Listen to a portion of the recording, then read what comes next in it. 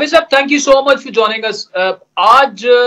जो 190 million pound का case है उसमें बानी पीटीआई की जमानत हो चुकी है। दो और केसेस में भी उनकी जमानतें हो चुकी हैं। What does that reflect? इसका मतलब यह है कि कानूनी तौर पर उनके लिए आसानियां पैदा होना शुरू हो चुकी है। रहीम आदिल, आपका शुक्रिया कि आपने मौका दिया। पाकिस्तान के अंदर और दुनिया के अंदर जो जनरली जो है वो डांस की जाती है, एक्स्ट्रा ऑर्डिनरी रिलीफ नहीं होता, और स्पेशली बाहर के ममालिक के अंदर सारी चीजें खुद अटेंड करता है। हाँ, उनसे सिक्योरिटी बॉन्ड्स ले लिए जाते हैं, लेकिन पाकिस्तान के अंदर जो है ये बड़ा एक इशू बन जाता है कि किसी की या किसी की बेल रिजेक्ट होना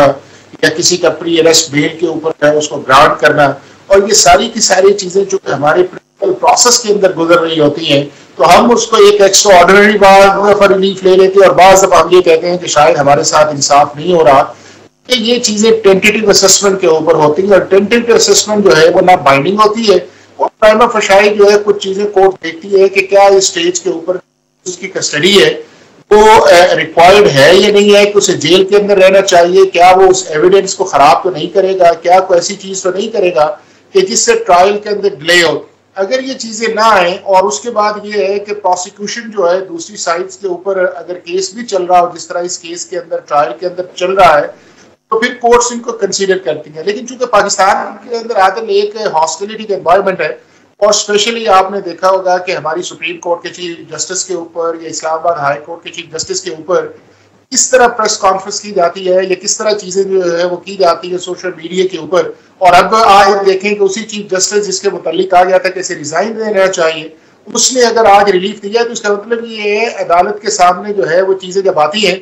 तो अगर वो समझती है कि इन चीजों के अंदर जान है तो वो ऑर्डर उसके मुताबिक कर लेती है, और अगर वो समझती है कि किसी जगह रिलीफ देना चाहिए तो उस जगह जो रिलीफ दे देती है। तो आज का भी जो केस देखा जाए तो टेंटेटिव असेसमेंट के हिसाब से हाई कोर्ट ने ऑर्डर दिया है, लेकिन अगर इसको मेरिट पे देखा जाए कि जो बड़ी चीजें इंपॉर्टेंट हैं कि जो सीरीज ऑफ इवेंट्स इस केस के अंदर आया है, जो अगस्त 2018 के अंदर जब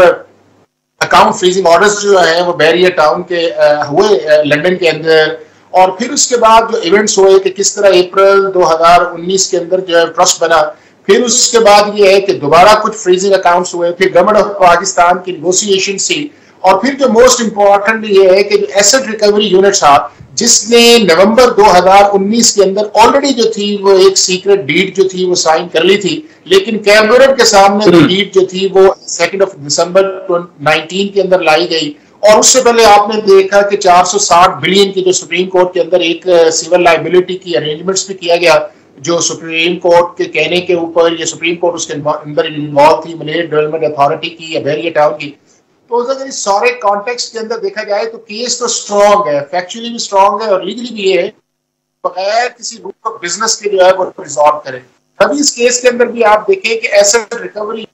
एक नोट्स जो है वो प्राइम मिनिस्टर को किया कैबिनेट के लिए, और किसी को भी नहीं किया, प्रॉपर एजेंडे का हिस्सा भी नहीं था, और उसी एसेट रिकवरी यूनिट को सुप्रीम कोर्ट ऑफ पाकिस्तान ने जस्टिस काजी फाइज ईसा के जजमेंट के अंदर कहा कि उसकी कोई लीगल असिस्टेंस भी नहीं है, और अगर इस तरह की चीजें होनी चाहिए थी तो लॉ मिनिस्ट्री की तरफ से आनी चाहिए थी। तो ये चीजें ऐसी हैं कि मेरा ख्याल है कि जो ट्रायल के अंदर आएंगी, लेकिन एट द मोमेंट जो इस्लामाबाद हाई कोर्ट ने किया वो एक टेंटेटिव असेसमेंट, और डेफिनेटली इससे जो हमारे फॉर्मर प्राइम मिनिस्टर उन्हें एक बिग रिलीफ मिला है।